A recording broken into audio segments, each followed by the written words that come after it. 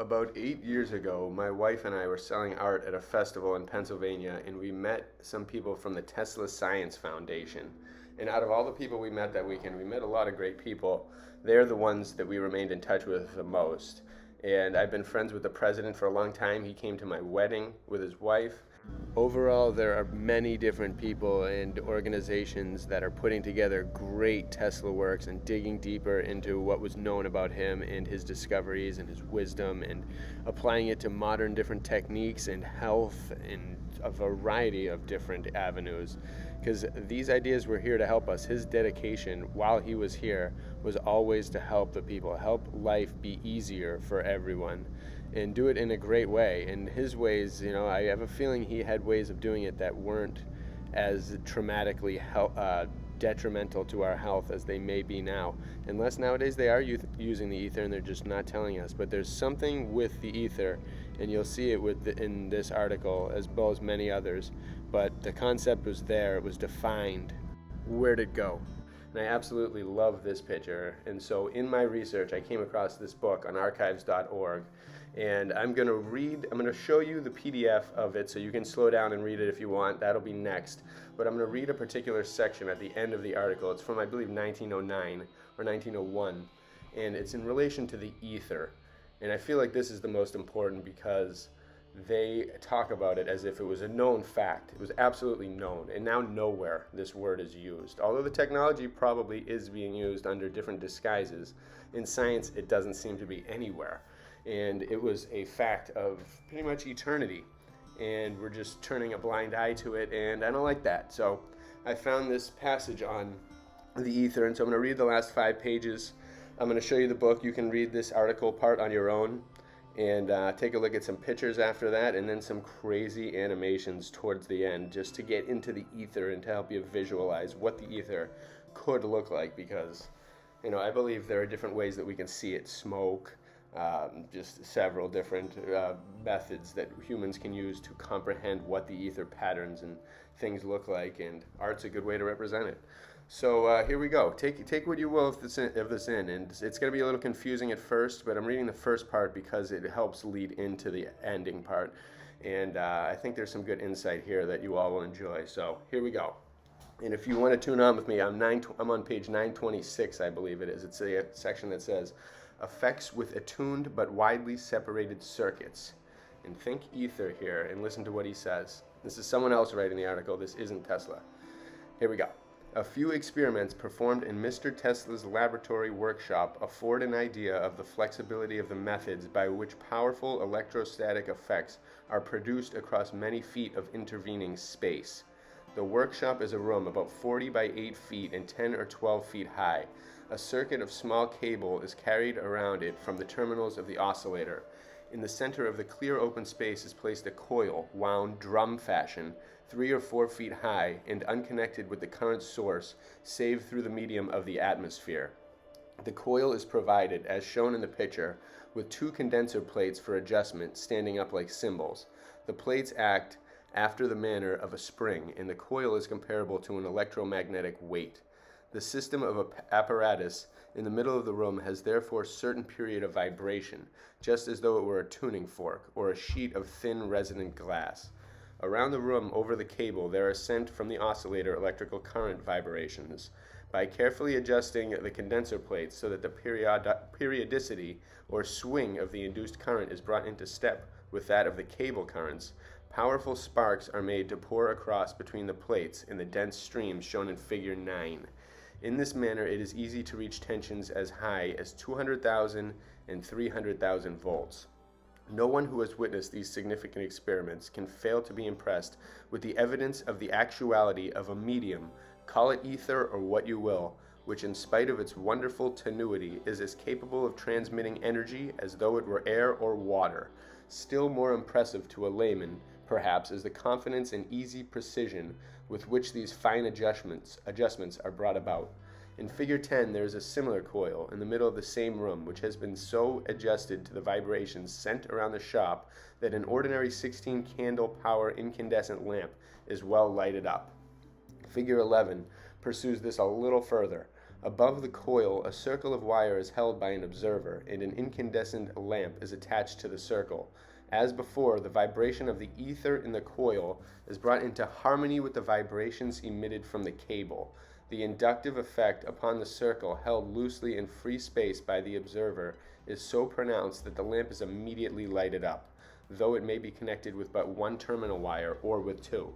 A 100-volt lamp is used, requiring, when employed, ordinarily more than 1/10 of a horsepower right off the connecting circuit wires direct from the dynamo to bring it up to proper illuminating value. Hence, as will be seen, there is actual proof here of the transmission of at least that amount of energy across a space of some 20 feet and into the bulb by actually no wire at all. This need not surprise us when we remember that on a bright day the ether delivers steadily from the sun a horsepower of energy to every 7 square feet of the Earth's surface toward it. So great is its capacity for transmitting energy. Mr. Tesla, with his electrostatic thrusts, has simply learned the knack of loading electrically on the good-natured ether a little of the protean energy of which no amount has yet sufficed to break it down or put it out of temper. We may assume either an enormous speed in what may be called the transmitting wheelwork of the ether, since the weight is inconceivably small, or else that the ether is a mere transmitter of energy by its well-nigh absolute incompressibility. Incredible. Curious impedance phenomenon. In Figure 12, we have another remarkable experiment illustrated. Standing over the coil in the center of the room, the observer holds a loop of stout wire in his hand. One or more lamps are connected with 2 points on the wire so that the lamps are short-circuited by the short bar of wire. The vibrations are, however, so extremely rapid that in spite of the opposite terminals being united in this way, the current does not flow past them neglectfully in the apparently easier path as it should, but brings them to a bright incandescence. We have here an example of what is known as impedance phenomena, in which the current is oddly choked back at certain points and not at others. Under the conditions of impedance, the best electrical conductor loses its property of conducting and behaves like a highly resisting substance. Elaborating further these experimental results, Mr. Tesla shows that a gas, a perfect non-conductor under ordinary circumstances, may be more conductive than the best copper wire, provided the currents vibrate rapidly enough. The fantastic side of this phenomenon he touched on playfully once by suggesting that perchance in such wise we might some day utilize gas to convey electricity in the old gas pipe to insulate it. Lamps lighted by currents pass through the human body. In Figure 13, a most curious and weird phenomenon is illustrated. A few years ago, electricians would have considered it quite remarkable, if indeed they do not now. The observer holds a loop of bare wire in his hands. The currents induced in the loop by means of the resonating coil over which it is held traverse the body of the observer, and at the same time, as they pass between his bare hands, they bring 2 or 3 lamps held there to bright incandescence. Strange as it may seem, these currents, of a voltage 100 or 200 times as high as that employed in electrocution, do not inconvenience the experimenter in the slightest. The extremely high tension of the currents which Mr. Clemens is seen receiving prevents them from doing any harm to him. Transmission of intelligence by attuned or resonating currents. Reference has been made to the resonating quality of the circuits in coils. It would be wearisome, and indeed is not necessary, here to dwell on the difficulty often experienced in establishing the relation of resonance and the instantaneity with which it can be disturbed. It may be stated, in order to give some idea of the conditions to be observed in these experiments, that when an electric current is traversed by a rapidly oscillating current which sets up waves in the ether around the wire, the effect of these waves upon another circuit situated at some distance from the first can be largely varied by proper adjustments. The effect is most pronounced when the second circuit is so adjusted that its period of vibration is the same as that of the first. This harmonizing is deftly accomplished by varying either of the two elements which chiefly govern the rapidity of the vibration, viz. The so-called capacity and the self-induction. Whatever the exact process may be, it is clear that these two quantities in their effect answer almost directly to what are known in mechanics as pliability and as weight or inertia. Attach to a spring a weight and it will vibrate at a certain rate. By changing the weight or modifying the pliability of the spring, any period of vibration is obtainable. In very exact adjustments, minute changes will completely upset the balance, and the very last straw of fine wire, for example, in the induction coil, which gives the self-induction, will break the spell. As Mr. Tesla has said, it is really a lucky thing that pure resonance is not obtainable, for if it were, all kinds of dangers might lie in store for us by the increasing oscillations of every kind that would be set up. It will, however, have been gathered that if one electrical circuit can be tuned to another effectively, we shall need no return wire, as heretofore for motors or for lights, the one wire being, if anything, better than two, provided we have vibration of the right value, and if we have that, we might get along without any wires or any currents. Here again we must quote Mr. Tesla. In connection with resonance effects in the problem of transmission of energy over a single conductor, I would say a few words on a subject which constantly fills my thoughts and which concerns the welfare of all. I mean the transmission of intelligible signals or perhaps even power to any distance without the use of wires. I am becoming daily more convinced of the practicability of the scheme, and though I know full well that the majority of scientific men will not believe that such results can be practically and immediately realized, yet I think that all consider the developments of recent years by a number of workers to have been such as to encourage thought and experiment in this direction. My conviction has grown so strong that I no longer look upon this plan of energy or intelligence transmission as a mere theoretical possibility, but as a serious problem in electrical engineering which must be carried out someday. The idea of transmitting intelligence without wire is the natural outcome of the most recent results of electrical investigations. Some enthusiasts have expressed their belief that telephony to any distance by induction through the air is possible. I cannot stretch my imagination so far, but I do firmly believe that it is practicable to disturb by means of powerful machines the electrostatic condition of the earth and thus transmit intelligible signals and perhaps power. In fact, what is there against the carrying out of such a scheme? We now know that electric vibration may be transmitted through a single conductor. Why then not try to avail ourselves of the earth for this purpose? We need not be frightened by the idea of distance. To the weary wanderer counting the mileposts the earth may appear very large, but to that happiest of all men, the astronomer, who gazes at the heavens and by their standard judges the magnitude of our globe, it appears very small. And so I think it must seem to the electrician, for when he considers the speed with which an electric disturbance is propagated through the earth, all his ideas of distance must completely vanish. A point of great importance would be first to know what is the capacity of the earth and what charge does it contain of electricity. In the next section is disturbance and demonstration of the earth's electrical charge. Part of Mr. Tesla's more recent work has been in the direction here indicated, for in his oscillator he is not simply a new practical device, but a new implement or scientific research. With the oscillator, if he has not as yet actually determined the Earth's electrical charge or capacity, he has obtained striking effects which conclusively demonstrate that he has succeeded in disturbing it. He connects to the Earth by one of its ends a coil in which rapidly vibrating currents are produced, the other end being free in space. With this coil he does actually what one would be doing with a pump forcing air into an elastic football.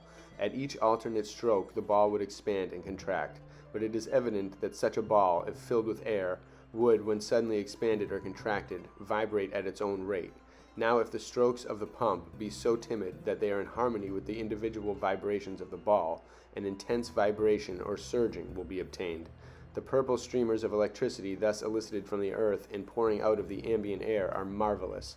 Such a display is seen in Figure 14, where the crown of the coil, tapering upward in a peak of Tenerife, flames with the outburst of a solar photosphere.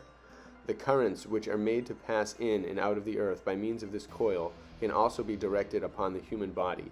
An observer mounted on a chair and touching the coil with a metal rod can, by careful adjustments, divert enough of it upon himself to cause its manifestation from and around him in splinters of light. This halo effect, obtained by sending the electricity of the earth through a human being, the highest charge positively ever given in safety, is, to say the least, curious and deeply suggestive. Mr. Tesla's temerity in trying the effect first upon his own person can be justified only by his close and accurate calculation of what the amount of the discharge from the earth would be. Considering that in the adjustments necessary here A small length of wire or a small body of any kind added to the coil or brought into its vicinity may destroy entirely all effect. One can imagine the pleasure which the investigator feels when thus rewarded by unique phenomena. After searching with patient toil for 2 or 3 years, after a result calculated in advance, he is compensated by being able to witness a most magnificent display of fiery streams and lightning discharges breaking out from the tip of the wire with the roar of a gas well.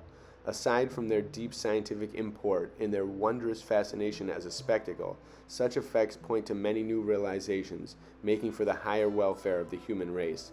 The transmission of power and intelligence is but one thing. The modification of climatic conditions may be another. Perchance we shall call up Mars in this way some day, the electrical charge of both planets being utilized in signals. Here are great results, lofty aims, and noble ideas, and yet they are but a beggarly few of all those with which Mr. Tesla, by his simple, modest work, has associated his name during recent years. He is not an impracticable visionary, but a worker who, with solid achievements behind him, seeks larger and better ones that lie before, as well as fuller knowledge.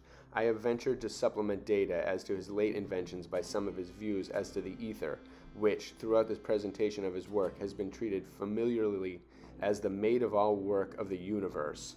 All our explanations of things are but halfway houses to the ultimate facts.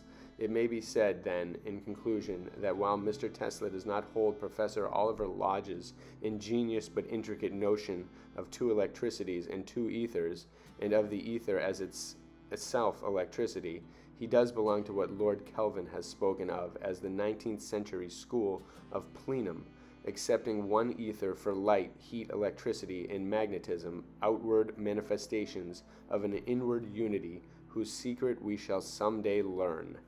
And that was by Thomas Comerford Martin. So that is very interesting to note how they think about the ether and just how it was on the cutting edge of science, and now it's just like taboo or not talked about or something. But it was also so ancient. It's like connecting all of these tops of these ancient buildings, their purpose. It's almost like Tesla was rediscovering something. He knew that at a distant point in time, this had probably been discovered, because these concepts are in nature. They're eternal. They just take a man like him, whose mind can unveil them and unravel them, who's dedicated his entire life to unravel them. He was unswayed by women or really anything else except for his quest to understand this world and help it for the greater good. And that is absolutely amazing. I am so excited to get back into the Tesla groove. Stay tuned for that art and potential mural. I'll close it out here with a poem called In Tesla's Laboratory at the end of this article by Robert Underwood Johnson. Here in the dark what ghostly figures press, no phantom of the past, or grim or sad, no wailing spirit or woe, no spectre clad in white and wandering cloud, whose dumb distress is that its crime it never may confess. No shape from the strewn sea, nor they that add the link of life and death, the tearless mad, that live nor die in dreary nothingness, but blessed spirits waiting to be born, thoughts to unlock the fettering chains of things, the better time, the universal good. Their smile is like the joyous break of morn. How fair, how near, how wistfully they brood. Listen, that murmur is of angels' wings. Bless you all in your creative paths forever. Research Tesla. He is a beautiful, amazing mind, and a true inspiration to those seeking truth, especially in the universe around us, which we have been lied to by too many people. It's times we only go down the right path like he did, I think. Bless you all.